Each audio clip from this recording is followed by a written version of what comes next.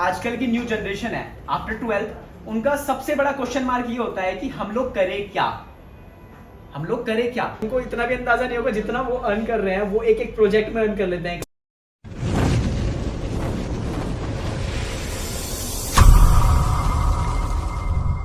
Hello everyone, सो finally आज हम after a long time break दोबारा आ चुके हैं नई वीडियो लेकर के। ये वीडियो हमारा बनाने का एक ऐसा मोटिवेशनल पर्पस भी है और एक एजुकेशनल पर्पस से भी हम इस वीडियो को बना रहे हैं। और इस वीडियो के थ्रू हम आप लोगों को एक्सप्लेन करेंगे कि बेसिकली ग्राफिक डिजाइन, एनिमेशन और आपका VFX, इन सब चीज़ों का इंडस्ट्री में क्या काम है। तो सबसे पहले हमारे कोच हैं जाकिर सर, जो कि इस इंडस्ट्री में 15 ईयर्स से काम कर रहे हैं एंड इनको प्रॉपर इस चीज़ का नॉलेज है। कोच भी रह चुके हैं, इंडस्ट्री में वर्क कर चुके हैं, बड़े बड़े इंडस्ट्रियलिस्ट हैं जो इसमें बड़े बड़े कोच हैं, उनके साथ बैठ करके काम कर चुके हैं। सो चलो चलते हैं एंड पूछते हैं सर से कि इस इंडस्ट्री का क्या मेन रोल प्ले है फिल्म इंडस्ट्री में एंड जो अदर इंडस्ट्रीज हैं। सो फाइनली सर, हमारा आज आपके साथ इधर बैठ के डिस्कस करने का बात करते हैं ग्राफिक डिजाइनिंग की। तो इसमें दो वर्ड हैं, एक है ग्राफिक, एक है डिजाइन। ग्राफिक से मतलब होता है किसी भी सरफेस के ऊपर किसी भी ऑब्जेक्ट की विजुअल अपीयरेंस। अब ये सरफेस कोई आपकी स्क्रीन हो सकती है, किसी स्क्रीन पे जो भी दिख रहा है वो ग्राफिक्स है, किसी पेपर के ऊपर जो भी कुछ दिख रहा है वो सब ग्राफिक्स है, किसी वॉल के ऊपर आप कोई पेंटिंग देखते हैं दैट इज ऑल्सो ग्राफिक। आप देखते होंगे किसी टी शर्ट के ऊपर कोई लोगो बना हुआ है, कोई कोट्स लिखा हुआ है, दैट इज ऑल्सो ग्राफिक। तो visual appearance of anything on any surface is graphics. तो ग्राफिक्स को देखा जाए तो तीन मेन एलिमेंट होते हैं ग्राफिक्स में। एक होता है रास्टर, एक वेक्टर होता है, एक होता है टेक्स्ट। रास्टर से हमारा मतलब होता है इमेजेस, फोटो, स्नैप्स जो भी हम शूट करते हैं कैमरे से या फिर जो भी हम डाउनलोड करते हैं इंटरनेट के थ्रू। दूसरा हमारा मेन एलिमेंट होता है वेक्टर। वेक्टर मतलब जो भी हम शेप्स का यूज करते हैं, इट में भी रेक्टेंगल, सर्कल, ट्राइंगल, जो भी शेप्स हम यूज करते हैं वो सब वेक्टर ग्राफिक्स में आता है। और एक तीसरा हमारा मेन एलिमेंट होता है दैट इज टेक्स्ट, जो भी हम टाइप करते हैं, जो भी हम लिखते हैं। तो देखा जाए एक तरीके से तो the composition of raster, vector and text is called designs. इन्हीं तीन मेन एलिमेंट को मिला के इन्हीं का हम एक कंपोजिशन बनाते हैं दैट इज कॉल्ड डिजाइंस। तो इस तरह ग्राफिक डिजाइन बेसिकली है कम्युनिकेशंस करने के लिए। कुछ लोग समझते हैं कि ग्राफिक डिजाइनिंग कोई एक नया ट्रेंड है जो आजकल यूज होता है, जबकि ऐसा नहीं है। ग्राफिक डिजाइनिंग बहुत पहले से चली आ रही है। ग्राफिक डिजाइनिंग को विजुअल कम्युनिकेशंस भी कहा जाता है। तो विजुअल कम्युनिकेशन से मतलब है कि जिस तरीके से कोई लैंग्वेज हम यूज करते हैं एक मैसेज को कन्वे करने के लिए, अपनी बात दूसरों तक पहुंचाने के लिए, तो उसी तरीके से हम यूज करते हैं ग्राफिक डिजाइनिंग का। तो ग्राफिक डिजाइनिंग यूज होती है एक विजुअल कम्युनिकेशंस के लिए। तो हम यहाँ पे विजुअल्स के थ्रू अपने जो भी मैसेज होता है उसको कन्वे करते हैं। पहले भी लोग कुछ आपने देखा होगा कि वॉल्स वगैरह के ऊपर कोई चित्र वगैरह बना के कुछ इस तरह के कोई मैसेज छोड़ा करते थे पहले अपनी बात को कहने के लिए। तो वो भी एक विजुअल कम्युनिकेशन यानी कि ग्राफिक डिजाइनिंग का ये एग्जांपल है। वही चीज़ अब आजकल होने लगी है सॉफ्टवेयर के ऊपर। तो सॉफ्टवेयर की अगर हम बात करें तो ये जो ग्राफिक डिजाइनिंग है ये 3-4 सॉफ्टवेयर के अंदर हम कराते हैं। फॉर एग्जांपल जैसे फोटोशॉप हो गया, इलस्ट्रेटर है, इनडिजाइन है, कोरल ड्रॉ है, और भी कुछ ऐसे सॉफ्टवेयर हैं जो कि हम यूज़ करते हैं ग्राफिक डिजाइनिंग के लिए। तो ग्राफिक डिजाइनिंग बेसिकली है एक मैसेज को कन्वे करने के लिए। यहाँ पे डिजाइनर का पर्पस होता है मैसेज को कन्वे करना विजुअल्स के थ्रू। तो अब जो भी रिक्वायरमेंट होती है क्लाइंट की, उसी के अकॉर्डिंग हमें उसकी रिक्वायरमेंट को समझना होता है, वो क्या मैसेज देना चाहता है। तो उसी की बात को हम अपने विजुअल्स के थ्रू शो करते हैं। विजुअल्स के थ्रू उसके जो भी ऑडियंस होती है, जो भी उसके व्यूअर्स हैं, जो भी उसके क्लाइंट हैं, उन तक हम उस मैसेज को कन्वे करते हैं। तो एक तरीके से यही एक ग्राफिक डिजाइनिंग है कि किस तरीके से हम अच्छे तरीके से अपने विजुअल्स के थ्रू अपने बात को दूसरे लोगों तक पहुंचा सकते हैं। सो बेसिकली सर, मैं नेक्स्ट क्वेश्चन की तरफ बढ़ता हूं अपने। जो आजकल की न्यू जनरेशन है आफ्टर 12th, उनका सबसे बड़ा क्वेश्चन मार्क ये होता है कि हम लोग करें क्या। अब बहुत सारी वास्ट फील्ड है। कोई जो साइंस से निकला है उसकी मेंटालिटी क्या होती है, मैं BSc कर लूंगा, मैं BTech कर लूंगा। जो बायोलॉजी लेकर के करते हैं वो लोग सोचते हैं मैं नीट क्लियर कर लूंगा या फिर MBBS का प्राइवेट कॉलेज से कर लूंगा। ये एक कुछ लिमिटेड फील्ड्स है। जो आर्ट्स वाले हैं वो सोचते हैं BA कर लेंगे, BA प्रोग्राम कोर्स करके हमारे पास डिग्री आ जाएगी एंड हमको कोई जॉब मिल जाएगी। उनकी थिंकिंग और मेंटालिटी यहाँ तक जाती है। तो मेरा कहने का मतलब ये है कि आप टीचिंग एक्सपीरियंस में इतने साल से हो, तो आप अच्छे से एक्सप्लेन कर सकते हो कि इसका एलिजिबल क्राइटेरिया क्या है और कौन कौन इस कोर्स को कब कब कर सकता है। It means after 10th, after 12th, after graduation. तो हमारी ऑडियंस को इसके बारे में थोड़ा सा एक्सप्लेनेशन दे दीजिए। तो ग्राफिक डिजाइनिंग कोर्स के बारे में कुछ बच्चे ये समझते हैं कि इसके लिए 12th होना ज़रूरी है या इसके लिए ग्रेजुएट होना ज़रूरी है, जबकि ऐसा बिल्कुल भी नहीं है। जो ग्राफिक डिज़ाइनिंग का कोर्स है वो 10th क्लास पास जो स्टूडेंट हैं वो भी कर सकते हैं। और इसके लिए पहले कोई प्री क्वालिफिकेशंस की ज़रूरत नहीं है। ऐसा नहीं है कि पहले आपको कंप्यूटर की बहुत अच्छी नॉलेज होनी चाहिए, ऐसा बिल्कुल भी नहीं है।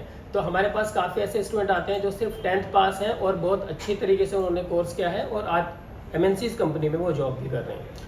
तो एक तो ये मैं क्लियर कर देना चाहता हूँ कि मतलब प्री क्वालिफिकेशन की कोई रिक्वायरमेंट नहीं होती है यहाँ पे।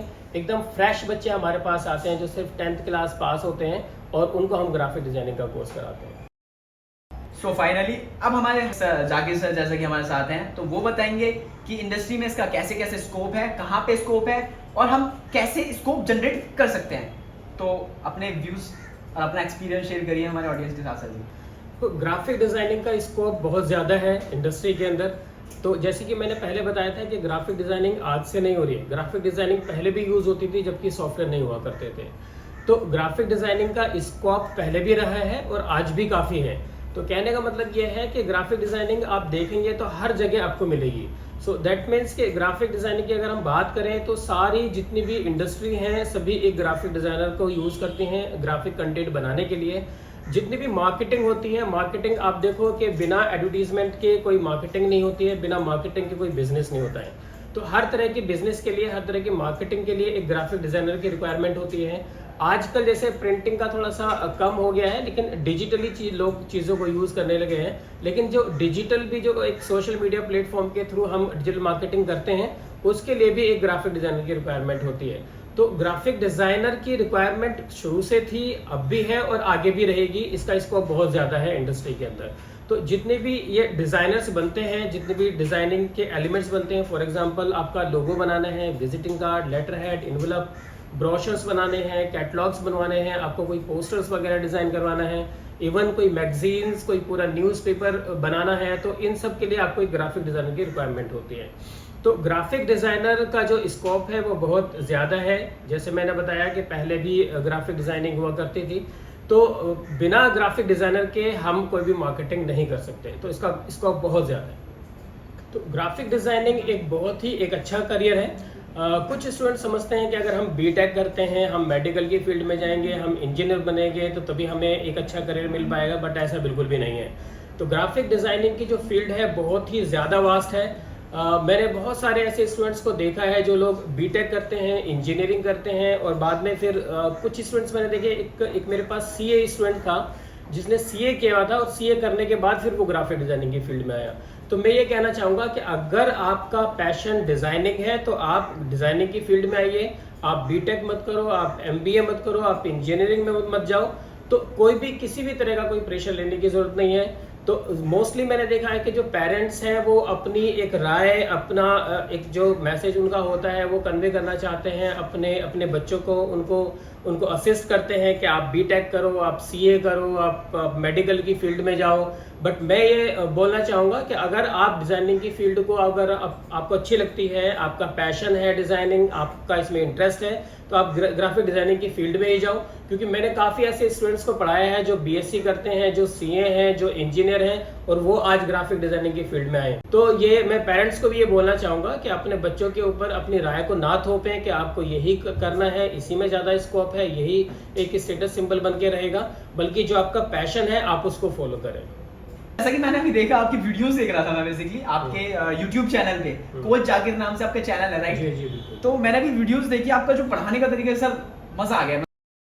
तो मैं चाहता हूँ ना कि जो बच्चे या फिर जिनके पास ज्यादा सोर्स नहीं है इनकम का, जो कोर्स को अफोर्ड नहीं कर पा रहे हैं बेसिकली ज्यादा से ज्यादा, देखो इसका डिप्लोमा मिलता है, इसका इफेक्ट तो बहुत अच्छा पड़ता है, बट जो लोग चाहते हैं कि हम नॉर्मल सी इनकम अपनी फ्रीलांस से निकाल लें, हमें नॉर्मल नॉलेज हो जाए इसकी, जो अपने पर्सनली के लिए यूज कर सकें, तो इसके लिए क्या मैं लोगों को आपका चैनल सजेस्ट कर सकता हूँ? क्या क्या है आपके चैनल में? बिल्कुल। मेरा चैनल देखो कोच जाकिर के नाम से है। exactly. और वहाँ पे मैंने सॉफ्टवेयर वाइज मैंने प्लेलिस्ट बना के रखी है। okay. तो जैसे कि मैंने पहले बताया था कि ग्राफिक डिजाइनिंग में हम 4 सॉफ्टवेयर यूज़ करते हैं। फोटोशॉप होता है, एक इलस्ट्रेटर, एक InDesign और एक Corel Draw। तो मैंने उनकी लिस्ट बना के रखी हुई है, तो अगर आप चाहें तो मतलब लिस्ट वाइज जाके उसको देख सकते हैं।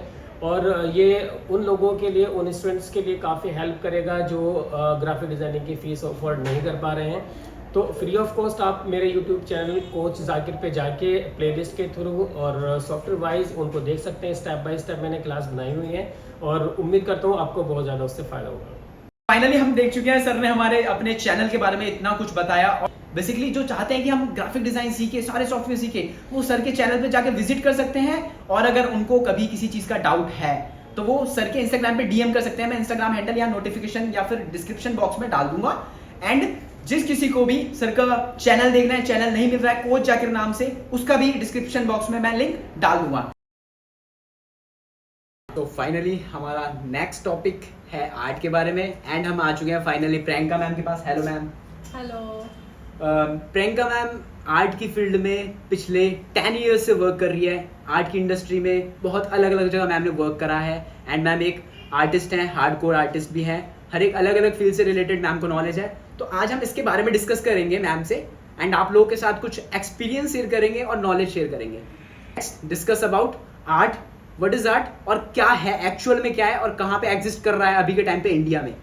सो फाइनली मैम मैं आपसे पहला क्वेश्चन ये पूछना चाहूँगा कि आर्ट बेसिकली है क्या, जो हमारे इंडियन पीपल्स के हिसाब से, जो हमारे पेरेंट्स बेसिकली, मैंने भी जब आर्ट स्टार्ट करा था तो मेरे पेरेंट्स भी लाइक कि तो क्या करेगा इसमें, कहाँ स्कोप है। तो मैम आप थोड़ा सा पहले ना आर्ट को इलेबोरेट कर दो कि एक्चुअल में आर्ट है कहाँ और अभी कहाँ पे एग्जिस्ट कर रहा है। तो आर्ट की बात करते हैं तो हम यहाँ बात कर रहे हैं फाइन आर्ट की, यानी विजुअल आर्ट। तो जो विजुअल आर्ट है उसकी एक बहुत बड़ी हिस्ट्री है। आप भारत के इतिहास में जाएंगे, पीछे जाएंगे तो आपको देखने को मिलेगा अजंता केव्स, एलोरा। तो वहाँ पर जब सारे लोगों को पढ़ने की आज़ादी नहीं थी, यानी एक स्कूल जो था या इंस्टीट्यूशन जो था वो सबके लिए अवेलेबल नहीं था, कुछ ही लोगों के लिए था, तब भी जो स्टोरीज थी, जैसे गौतम बुद्धा की जो भी स्टोरीज वहाँ पर बनाई गई हैं, वो सिर्फ और सिर्फ ड्राइंग की वजह से, कलर की वजह से, या फिर आप कह सकते हैं आर्ट की वजह से ही बाकी आम जनता को देखने के लिए मिलती है। अभी भी आप अगर वहाँ चले जाते हैं अजंता केव में तो आप ये देखेंगे कि वहाँ पर उस टाइम में क्या ड्रेसिंग सेंस था, लोग कैसे रहते थे, और उनकी गौतम बुद्ध की जो पूरी स्टोरी है, जन्म से लेके बाद तक किस किस फेज से वो गुजरे हैं। अभी अगर आप एनिमेशन देखते हो तो वहाँ पर एक स्टोरी बोर्ड आपने सुना होगा, तो स्टोरी बोर्ड में वही सेम चीज़ें हैं। बट अभी हमारे पास साइंस के इतने सारे इक्विपमेंट्स हैं तो हम उनका यूज़ कर रहे हैं, और स्क्रीन के थ्रू हम एक टाइम में बहुत सारी मीडिया को, या ये कह सकते हैं पूरी वर्ल्ड को, वो चीज़ हम दिखा सकते हैं। लेकिन तब क्योंकि ये एक्सपेरिमेंट्स नहीं थे, तो तब एक विजुअल आर्टिस्ट ही सबको बता रहा था। और बेसिकली मैम आपने जैसे कि बताया आर्ट की हिस्ट्री पहले से चलती आ रही है, बट अभी के टाइम के लोगों को ये सब नहीं पता। अभी क्या है कि आफ्टर 12th लोगों की भी, स्टूडेंट की भी, अगर उसका इंटरेस्ट है आर्ट में, अच्छा खासा आर्ट इंटरेस्ट है, पैशन है, बट इज लाइक कि इसमें कोई वो नहीं है, जॉब स्कोप नहीं है, जॉब सिक्योरिटी नहीं है। एंड देयर पेरेंट्स भी लाइक कि यार तूने साइंस लिया है, तू बीएससी करेगा, नहीं तू बीटेक करेगा, नीट नहीं, नीट करना है, एमबीबीएस करना है यार, नहीं बीसीए कर ले यार, बीए कर ले। कभी कोई ऐसा बोलते हुए मैंने बहुत रेयर चांसेस में देखा है कि आप आर्ट की तरफ जाओ, आप आर्ट, एनिमेशन, ग्राफिक डिज़ाइन ये करो। तो मैम आपका क्या पॉइंट ऑफ व्यू है इससे रिलेटेड कि जो लोग सोचते हैं ना हम इसमें ज़्यादा से ज़्यादा अपना जॉब सिक्योरिटी पाएंगे और इसमें ज़्यादा अर्न कर पाएंगे, अपने आप को ज़्यादा स्टेबल कर पाएंगे, तो क्या आप बता सकते हैं अपने जॉब एक्सपीरियंस के थ्रू कि इसमें भी जॉब सिक्योरिटी है, इसमें भी अच्छा खासा एक जो पर्सन है, एक स्टूडेंट है, वो अर्न कर सकता है एक एट देयर एज। जैसे कि आपने अभी मुझसे पूछा कि लोगों की राय क्या है इसके बारे में, या कैसा परसेप्शन रखते हैं जब कोई स्टूडेंट या कोई बच्चा अपने पेरेंट्स से बोलता है कि मुझे इसमें अपना इस फील्ड में अपना काम करना है, या फिर यहाँ पर मुझे अपना करियर बनाना है। तो जनरली क्या होता है कि सारे पेरेंट्स चाहते हैं इंजीनियरिंग की तरफ या डॉक्टर बनाने के पीछे भागते हैं अपने बच्चों को। उसके पीछे एक मेंटालिटी है कि जो पैसा है वो उसका सोर्स ये जॉब्स दे सकती है। अगर आप डॉक्टर बन गए हैं तो आप बहुत अच्छा सा कमा सकते हैं, लेकिन एक्चुअली अब ऐसा नहीं है। एक स्केचिंग आर्टिस्ट या एक विजुअलाइजर या एक कंसेप्ट आर्टिस्ट बहुत ज़्यादा अच्छा कमा रहा है अगर आप कंपैरिजन करते हैं एज अ डॉक्टर या फिर एज अ इंजीनियर, तो वो कहीं भी कम नहीं है। बट प्रॉब्लम ये आती है कि जो पेरेंट्स हैं उनका थॉट प्रोसेस रहता है कि वो क्या करेगा, वो सिर्फ इसलिए क्योंकि शायद उनको नॉलेज नहीं है। जैसे कि आप देख ही रहे हैं कि पूरा वर्ल्ड जो है डिजिटलाइज हो चुका है, हर चीज़ डिजिटल हो गई। अगर आपको घर के नीचे से कुछ मंगाना भी होता है तो उसके लिए आपको जाने की ज़रूरत नहीं है, आप जस्ट एक क्लिक करते हैं अपने फ़ोन से और वो चीज़ आपके पास पहुंच जाती है, और उस पैकेट पे, या जैसे कि आपने ज़ेप्टो देखा होगा या कुछ और ऐप्स देखे होंगे, आपने उसके पैकेट्स पे डिज़ाइन देखे होंगे, वो सारा काम ग्राफिक डिज़ाइनर का है। और उस ग्राफिक वाले एरिया में एक स्केचिंग आर्टिस्ट का जो काम होता है, कंसेप्ट आर्ट का, वो सारी चीज़ें एक आर्टिस्ट ही करता है, स्केचिंग आर्टिस्ट ही करता है। तो आई थिंक अभी इतना जो स्कोप है जिसके बारे में लोगों को भी पता नहीं है, हर किसी को उसके बारे में पता नहीं है कि ये जो जितनी भी चीज़ें हो रही हैं, इसके चलते जो स्कोप है ड्राइंग का बहुत ज़्यादा बड़ा है, और इसके साथ ही जॉब रिक्वायरमेंट्स भी बहुत ज़्यादा बड़ी है, बट हमारे पास लोग नहीं है। जैसे कि मैं बात करती हूँ कंसेप्ट आर्टिस्ट की, तो जो भी एनिमेशन मूवीज़ आप देखते हैं, कैरेक्टर्स देखते हैं या उसके पीछे बैकग्राउंड देखते हैं, अलग तरह के घर होते हैं या फिर एक्सटीरियर इंटीरियर सारी चीज़ें डिफरेंट होती हैं, वो सारा काम होता है एक स्केचिंग आर्टिस्ट का। सबसे पहले जो हमारी फैमिलीज़ का होता है, कोई भी स्टूडेंट है आफ्टर 12 अगर वो अपना कोई करियर चूज़ करता है, उसका सबसे पहले होता है कि आउटपुट चेक करता है कि मेरा जो पैकेज होने वाला है वो क्या होने वाला है इस कोर्स के बाद, आफ्टर सम 3 इयर्स और 4 इयर्स मैं किस स्टेज पे एग्जिस्ट करूँगा। तो आर्ट को लेकर के, आर्ट की फील्ड से रिलेटेड जितने भी चीज़ें हैं, उनसे हम किस करियर अपॉर्चुनिटीज़ पे जा सकते हैं और क्या क्या इसका एलिजिबिलिटी है, वो आप थोड़ा एक्सप्लेन कर दो हमारी ऑडियंस को। तो अगर आप स्केचिंग को अपना करियर बनाना चाहते हैं तो आप एक स्केचिंग आर्टिस्ट बन सकते हैं फ्रीलांस। आजकल बहुत सारी एप्लीकेशंस पे आप ऑनलाइन किसी को पढ़ा सकते हैं या फिर आप फ्रीलांस वर्क ले सकते हैं।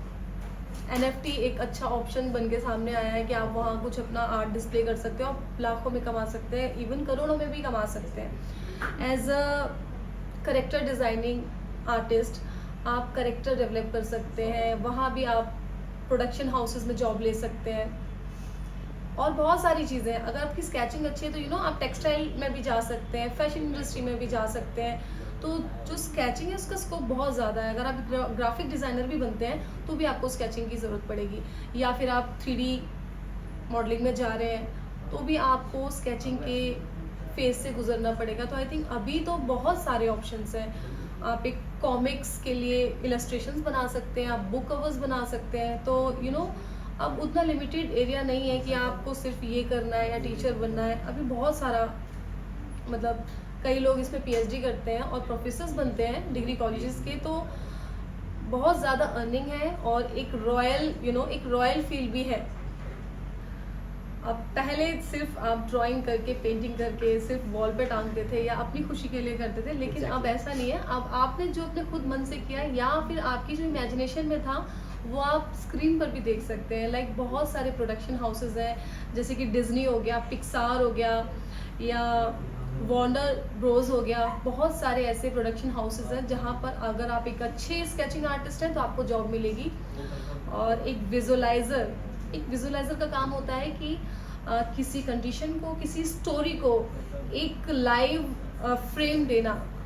जो एक स्टोरी कोई बता रहा है तो उसकी विजुअल फ्रेम्स रेडी करना, ये एक विजुअलाइजर का काम है। तो कंसेप्ट आर्ट के थ्रू ये भी पॉसिबल हो गया है। और अभी तो बहुत सारे चैनल्स आपने देखा होगा, छोटे बच्चे भी यूट्यूब पर आपने देखा होगा कि अब पोइट्री सीख रहे हैं या फिर वर्डिंग सीख रहे हैं, नॉर्मल स्केच बना रहे हैं, कुछ कर रहे हैं, कोई अपने पॉइंट ऑफ व्यू बताता है, शेयर करता है। तो उसमें भी ना छोटी छोटी वीडियोस में आपने देखा होगा बच्चों के कैरेक्टर्स आ रहे हैं, छोटी छोटी स्टोरीज आ रही है। तो प्लेटफॉर्म बहुत ज़्यादा बढ़ गया। आपने देखा होगा कि कोई मूवी जब स्टार्ट होती है तो उसकी 2D फ्रेम्स भी आपने देखे होंगे, कलरफुल देखा होगा। अब तो पहले तो सिर्फ ये था कि टीवी था या फिर आप कहीं सिनेमा घर में जाते थे, लेकिन अब नेटफ्लिक्स और ये प्राइम, अमेजन और वूट, ऐसे इतना सारा सीरीज़ आ गया, इतना सारा कुछ प्लेटफॉर्म्स आ गए हैं कि बहुत काम मिलने वाला है। बस आपको ज़रूरत है अवेयरनेस की। तो अगर कोई इंटरेस्टेड है तो उसको ये करना चाहिए कि वो थोड़ा सर्च करे और थोड़ा खुद को टाइम दे कि इसमें थोड़ा सा ट्राई करना चाहिए। अगर आपका इंटरेस्ट है इस फील्ड में तो थोड़ा सा ट्राई करें अपने आप को कि क्या मैं ये कर रहा हूँ तो इस फील्ड में मैं कहाँ जा सकता हूँ। क्या मुझे लोगों को बनाना अच्छा लगता है? अगर मुझे पोर्ट्रेट्स बनाना अच्छा लगता है तो मैं एक फ्रीलांस आर्टिस्ट बन सकता हूँ, सिर्फ पोर्ट्रेट्स बना के। अगर मुझे अच्छा लगता है कुछ अपनी इमेजिनेशन में जो चल रहा है तो मैं एक बैकग्राउंड आर्टिस्ट डिज़ाइन कर सकता हूँ या फिर सीन्स बना सकता हूँ, स्टोरी बोर्ड्स बना सकता हूँ। तो ये आपको खुद देखना पड़ेगा। और मुझे लगता है कि अगर आपके अंदर कोई पैशन है तो उसके लिए आपको थोड़ा सर्च तो करना चाहिए। एग्जैक्टली। बेसिकली लोगों को ना मैंने ऐसा सोचा है कि उन लोगों से पूछना चाहिए या फिर उन लोगों से अवेयरनेस लेनी चाहिए कि जिनको उसके बारे में नॉलेज हो, जिनको उसके बारे में नॉलेज ही नहीं हो वो तो यही बताएगा इसमें कुछ नहीं रखा। मैंने बेसिकली बहुत सारे लोग देखे हैं। मैंने सपोज एक टीचर थे हमारे, उनका क्या मोटिव रहता था, यार इन सब में मत जा यार, बीएससी कर ले या तो बीटेक कर ले, दैट्स ओके फॉर यू, कि आपका करियर ऑप्शंस अच्छे होंगे, टीचिंग में घुस जाओ या फिर आप कोई बीटेक करो, इंजीनियरिंग कर लो, बीएससी कर लो आगे जाके फिर गवर्नमेंट जॉब्स के लिए। मैंने बोला कि व्हाई नॉट दिस, तो उनका रिएक्शन हमेशा ये रहता था कि मुझे नहीं लगता इसमें कुछ स्कोप है। बिकॉज क्योंकि वो उनको उस हद तक नॉलेज नहीं है उस चीज़ की, नॉलेज भी नहीं है, और शायद उनको ये नहीं दिख रहा कोई अपने आसपास का ऐसा इंसान जो हाँ, उतना अर्न कर रहा हो जिससे exactly. वो एक कंपैरिजन कर नहीं कर सकते हैं सैलरी का। सकते कि उनको इतना भी अंदाजा नहीं होगा जितना वो अर्न कर रहे हैं। वो एक एक प्रोजेक्ट में अर्न कर लेते हैं कई आर्टिस्ट। लाइक यार बहुत बड़ी वास्ट फील्ड है, इसके बारे में तो नॉलेज देना चाहिए लोगों को। So I am with you and sharing with my YouTube family, और अवेयर कर रहे हैं और आगे भी ऐसे अवेयर करते रहेंगे। तो एक्चुअली जब हम स्टूडेंट लाइफ में होते हैं तो हम ज़्यादातर या तो पेरेंट्स हमें फोकस करते हैं, बताते हैं कि आपको ये करना है, ये करना है, आप उसकी प्रिपरेशन करते हैं। और कई बार ऐसा होता है आपके फ्रेंड्स वो कर रहे होते हैं इसलिए आप ये करते हैं, क्योंकि आपको बताया नहीं गया, क्योंकि आपको ये चीज़ पता नहीं है, तो आप वो चीज़ जो आपको बहुत अच्छे से आती है उसमें आप आगे नहीं बढ़ पाते हैं। तो मैं यही सजेस्ट करूँगी कि अगर कोई भी ऐसा है जिसको लगता है कि वो ड्राइंग अच्छी कर लेता है, ज़रूरी नहीं है कि आप हर चीज़ ड्रॉ अच्छे से करते हो। अगर आप फ्लावर्स भी अच्छे से पेंट कर सकते हैं तो भी उसका एक स्कोप है। अगर आप ह्यूमंस को बना सकते हैं तो उसका एक अलग स्कोप है। अगर आप स्टोरी भी लिखते हैं तो आप एक स्क्रिप्ट राइटर बन सकते हैं। तो पहले ऐसा होता था कि कोई किस्सा सुना रहा है या बातें कर रहा है तो हम ये कहते थे कि ये बच्चा कुछ नहीं कर सकता अपनी लाइफ में, ये कुछ नहीं कर पाएगा। बट ऐसा नहीं है। जो गॉसिप थी अब वो स्टोरीज बन चुकी हैं और अब वो प्ले हो रही है। अभी के टाइम पे तो एक जो कहते थे ना, हम लोग किसी के हंसाते हैं, हमने जोक कर दिया कोई, एक हमारी क्लास में मतलब हर एक स्कूल लाइफ में एक क्लास में एक ना एक बच्चा ऐसा होता था कि हिज लाइक कि अगर वो कुछ भी बोले तो पूरी क्लास हंसती थी। एंड लोगों की मेंटालिटी कहती है यार हंसा तो रहा है, चलो ठीक है हंस रहे हैं हम लोग, बट इसका कोई फ्यूचर नहीं है, इसका कोई फ्यूचर नहीं है। पर्सनालिटी को भी हम डम समझते थे, लेकिन आज के टाइम पे स्टैंड अप कॉमेडी करते हैं और लोग पैसे खर्च करके एंजॉय करते हैं। और पैसा जो कॉमेडियन है एक इतना अच्छा अर्न कर रहा है कि आज के टाइम पे एक अच्छा खासा एजुकेटेड पर्सन भी, और कह सकते हैं कोई अच्छी जॉब वाला भी नहीं कमा रहा है। एग्जैक्टली। जैसा हमने पहले भी बताया था और अब भी बता रहे हैं, किसी को कोई क्वेरी होती है इस चीज़ से रिलेटेड, इस कॉन्सेप्ट से रिलेटेड, तो मैम नीचे डिस्क्रिप्शन बॉक्स में मैम का इंस्टाग्राम आईडी, इंस्टाग्राम हैंडल कह सकते हो इसे, आप उधर डीएम कर सकते हो और कंसल्ट के लिए आप मैम से पूछ सकते हो। मैम आपको प्रॉपर, और हमारी टीम भी आपको प्रॉपर हेल्प करेगी। जिसको इस चीज़ से रिलेटेड और कुछ समझना है या फिर और इससे वास्ट कुछ करना है तो मेरे से भी आप कांटेक्ट कर सकते हो। मैं अपनी टीम के साथ आपकी पूरी हेल्प करने की कोशिश करूंगा। एंड अपने जो मेरे कोच हैं, कंसल्टेंट हैं, मेरे टीचर्स हैं, उन सब से भी कंसल्ट करके आपको पूरी हेल्प करने की कोशिश करूंगा। So thank you so much, and ऐसे ही बने रहे हमारे चैनल के साथ और नए कॉन्सेप्ट आपके लिए हम लाते रहेंगे। Thank you.